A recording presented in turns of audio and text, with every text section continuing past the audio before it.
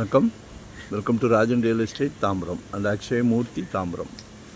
இது எங்கன்னா east Tambaram camp road signal உள்ளே வந்தீங்கன்னா பாரத் யூனிவர்சிட்டிக்கு போகிறதுக்கு முன்னாடியே ரைட் ஹேண்ட் சைடு ஒரு 40க்கு 60 நார்த் ஃபேஸிங்கில் இருக்குது.